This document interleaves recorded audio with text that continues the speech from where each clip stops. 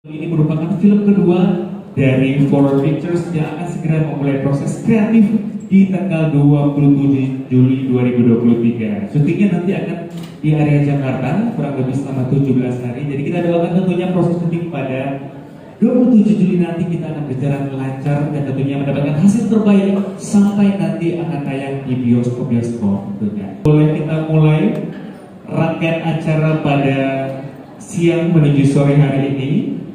Untuk yang pertama kita akan masuk ke proses pemotongan kuku terlebih dahulu.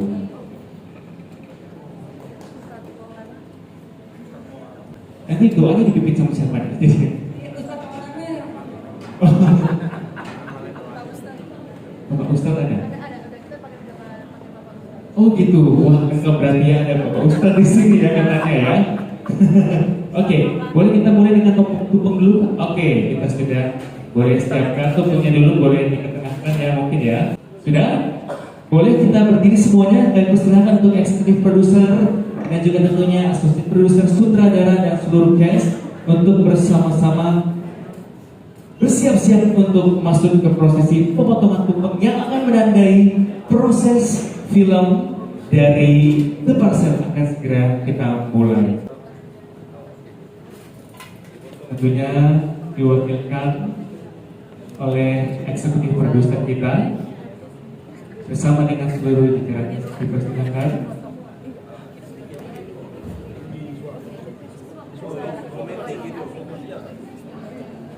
Nampaknya sudah tidak sabar ya untuk segera dipotong tumpengnya. Oke. Setelah potong tumpeng kita akan ada doa dulu ya, boleh ya?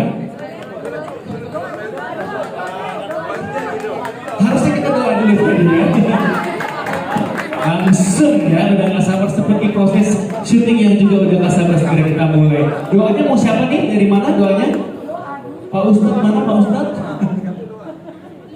Oke, diwakilkan MC saja ya kalau gitu. Mari bersama-sama rekan-rekan media kita doakan tentunya segala proses kreatif dari film The Parcel, merupakan film dari Forward Pictures ini akan diberikan kelancaran. Tentunya tidak ada suatu halangan berarti apapun nanti di dalam proses syuting dan sampai akhirnya nanti tayang di bioskop dapat diterima oleh seluruh masyarakat Indonesia dan juga nantinya Malaysia pastinya. Bersama-sama kita berdoa dimulai. Untuk film The Parcel boleh kita persilakan di jalan cast untuk dapat duduk kembali. Terima kasih ya. Pengen aja sebetulnya, terus juga asal tertantang aja. Ya. Kan sebenarnya konsepnya kalau orang lain bisa, kenapa saya nggak bisa? Jadi harusnya kalau banyak di Indonesia kan Ya. sutradara yang baik banyak bikin horor tuh. Betul. Ya saya yang tergantung sih bukan yang terbaik. Jadi tapi nggak ada salahnya saya bikin juga seperti mereka. Dan saya yakin harusnya bisa bersaing. Sebetulnya pernah beberapa kali ada dua yang pandemi waktu itu. Lalu kemudian ada yang masih ngobrol sampai hari ini, tapi kayaknya mungkin setelah ini akan dikerjakan. Oke, pasti. Oke, sebenarnya dulu banget di awal karir film saya tahun 2008 atau 2009 gitu ya, itu saya pernah membintangi film horor. Itu salah satu film pertama saya lah di awal-awal karir. Bukan. Oh, itu horor ya? Oh iya ya. Ya itu kan film pendek. Oke. Jadi sudah pernah membintangi film horor. Lo jadi mantan ya. Oke. Oke. Jadi ini kedua kali aku bekerja sama dengan Cup ya. Waktu itu kita pernah bikin film komedi berjudul Ariban. Ariban ya. Jadi aku emang sudah kenal Ucup dari sebelumnya dan beberapa bulan yang lalu Ucup kirim sinopsis cerita film ini dan aku memang bukan masalah horor atau komedi atau apapun itu, tapi aku mau melakukan sebuah proyek itu tergantung dari ceritanya. Dan waktu itu saya bilang memang Ucup ini ceritanya keren banget, pokoknya gua harus ada dalam film itu. Aku pengen banget kok itu untuk terlibat. Jadi seneng banget itu diajakin kerjasama sama Ucup. Ya udah, itu alasannya itu karena ceritanya. Jadi bukan main film horor, enggak, karena ceritanya menurut aku bagus. Di sini aku berperan sebagai Rada. Rada ini adalah seorang ibu. Nah ini dia nih, karakternya juga menarik banget buat aku gitu ya. Dia seorang ibu yang sangat mencintai anaknya, sehingga kecintaannya itu membuat realita hidup dia itu menjadi tidak real. Ya. Gitu. Jadi nggak boleh saya ceritain di sini. Pokoknya ini benar. Saking besarnya cinta Tetap harus seorang dijaga ibu. biar nggak spoiler ya. Bingung gue juga. Pokoknya karakternya keren banget. Oke. Ini nama ibu yang suka COD. Ya banget. Oke, nama saya Amir Ahnaf, datangnya dari Malaysia. Ya, berperan sebagai Joko. Joko ini anak rusun yang jaga satu kamar. Ya, ini bapak gue. Bapak gue namanya Pak Adwan. Bapak gue. Oh, karakternya agak santai dan kebanyakannya riset. Biasanya bahasanya sih. Pertama belum pernah main horor sama Mas Ucup ya kan? Jadi sebelumnya sama. Ini berarti film kedua aku sama Mas Ucup ya? Yang sebelumnya drama. Kemudian ini horor. Sama Mbak Tika juga aku tertarik sama ceritanya, tertarik sama tokoh-tokoh di dalamnya gitu ya. Terus kemudian yang menarik adalah seumur-umur karir saya belum pernah mainin peran kayak gini. Jadi Ini peran terbaru ya, yang paling ya. berbeda ya. Jadi silahkan kalau ada yang penasaran mainnya jadi karakter apa ya? Coba dipukulin, ditonton film saya sebelumnya apa aja tetap Iya. ngomong. Terus habis itu kira-kira yang saya belum pernah mainin itu apa? Nah ini ada di sini nih. Ini agak kaget-kagetan juga pas terima ya perannya. Tapi akan menarik, banyak ceritanya, banyak twistnya, dan kelihatannya kalau nonton agak nggak boleh kedip karena harus ikutin, ada puzzle-nya di dalamnya, ada triknya, ada hal-hal yang loh kok emang gitu ya tadi, jadi nggak horor yang langsung ceritanya paralel begitu saja, tapi dari segi penceritaan juga ada sesuatu yang baru. Seperti kita juga seru banget ngikutin prosesnya, berusaha untuk memahami cerita dan membangun karakternya masing-masing. Jadi karakter saya sebagai Pak Anwar, ayahnya Joko Amir Darmawan ini. Amir Ahnaf. Pak Anwar ini adalah seorang pimpinan di sebuah kompleks. Orangnya wise, ganteng ya seperti saya lah kira-kira gitu. Wise, tapi dia memegang rahasia tertentu di lingkungan itu yang tidak bisa sembarang dia bocorkan.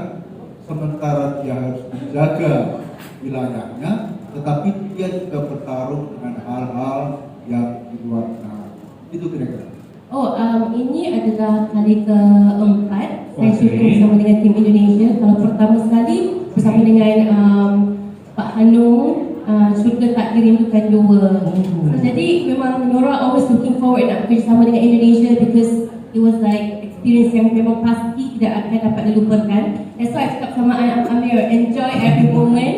This definitely not going to be his last. So jadinya cerita ini karakter saya memegang sebagai Mona. Ini juga karakter pertama yang saya lakonkan selama saya menjadi seorang pelakon. Iaitu wataknya beda banget. Selalunya kalau jadi yang baik-baik aja, tapi ini jahat sekali. So I'm so excited and thank you to our production house. Ya katanya. Oh ya, oke, bye-bye. Saya bermain di sini sebetulnya atas undangan khususnya Yusuf Bahtiar karena dia tahu banget siapa yang harus jadi partner mainnya Putri Ayu dia.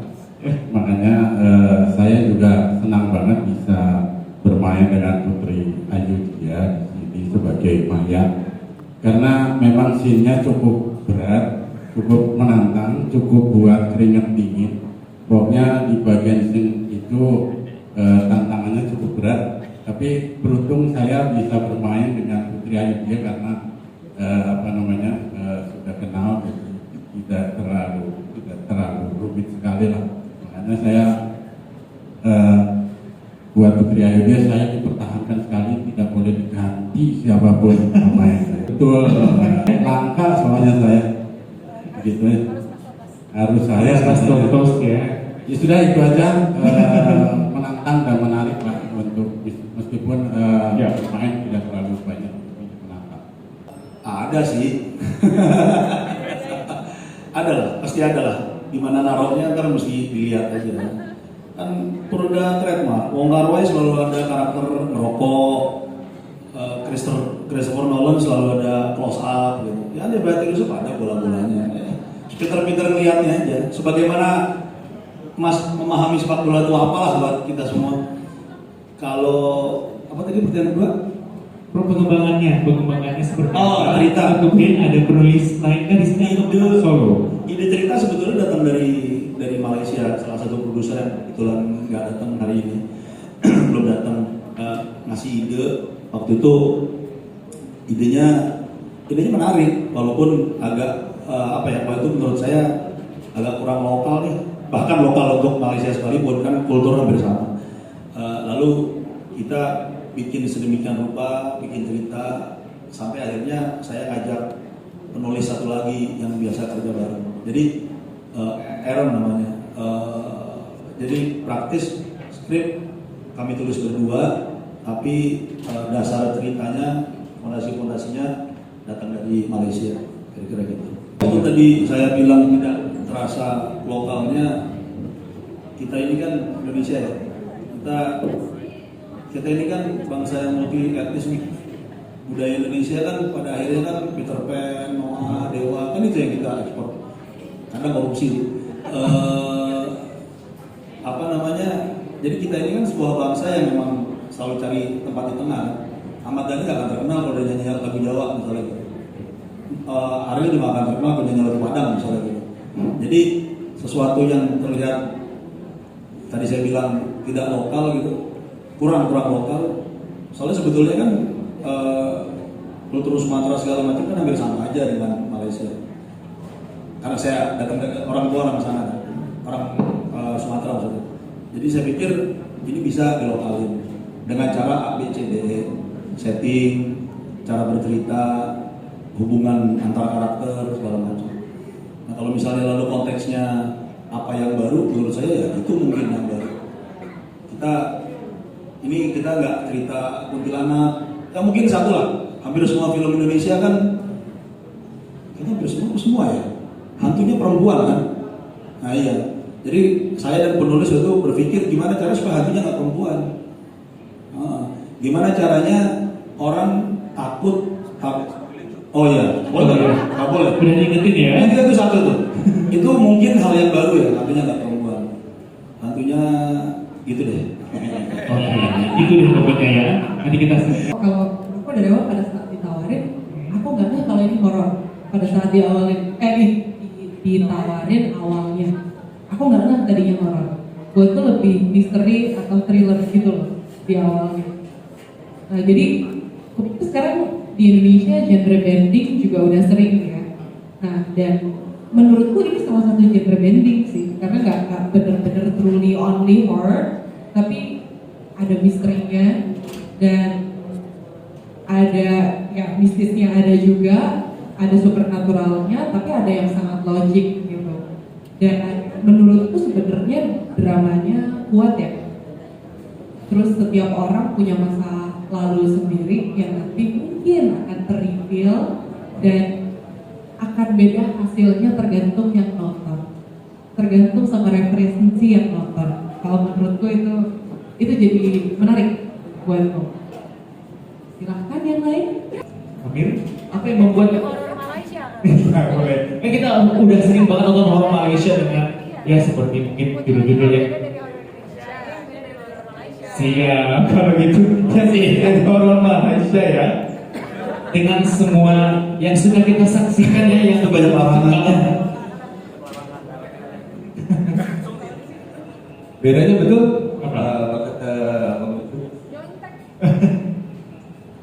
Apa bedanya? Mengenai Bang Ucu, bedanya di Malaysia filmnya banyak banget. Kalau di sini bila saya baca itu skrip, kayak semuanya ada di sini sih. Kalau scene yang kayak ekstrim gitu ada di sini. Jadi nggak sabar karena ini film pertama saya yang berlakon di horor karena di Malaysia ada orang yang sakit. Karena di Malaysia kebanyakannya saya berlakon dalam series yang action, drama gitu. Nah, di Malaysia juga nggak pernah berlakon horor. Jadi this is my first time tuh. Film ini berbeda karena saudara-saudaranya tergantung Asia Tenggara. Mungkin teman-teman media dan non-media, jadi sudah sangat lama Indonesia ini kan boom film horor. Tetapi sebetulnya jenis horor satu dengan yang lainnya beda. Dan juga sebetulnya materi horor Nusantara ini sangat banyak. Nah, horor sebagai satu etimologi dan horor sebagai satu simbol punya pemanahan yang berbeda-beda. Kalau kita bisa setuju, mencermati bahwa persoalan sehari-hari, persoalan sosial yang aktif tertentu itu juga bisa menjadi horor bagi lingkungannya. Kalau itu di dalam kategori yang tidak panas. Nah, filmnya horornya Ucup ini yang menautkan persoalan sosial yang itu menjadi hantu di dalam kehidupan masyarakat, dalam kehidupan sosial. Kecuali bahwa di dalam film ini ada hantunya juga, tetapi ada hantu yang lain yang dibawa Ucup untuk menyentil peristiwa sosial sehari-hari. Langsung dengan adegan, aku sebenarnya ini tidak berkaitan dengan fotojurnalisnya, tapi latar belakang aku sebagai seorang fotografer dan kecintaan aku terhadap fotografi. Jadi di scene ini, di film ini banyak scene di mana aku menggunakan ruang dark room, ruang gelap, dan mencetak foto film.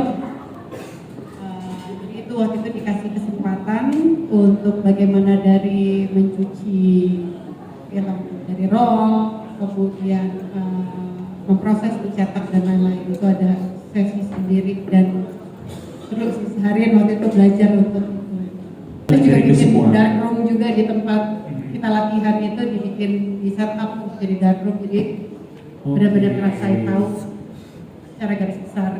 Luar biasa. Tapi dengan melakukan latihan itu aja kayak minat aku terhadap fotografi itu sendiri juga secara terbangun lagi ya? juga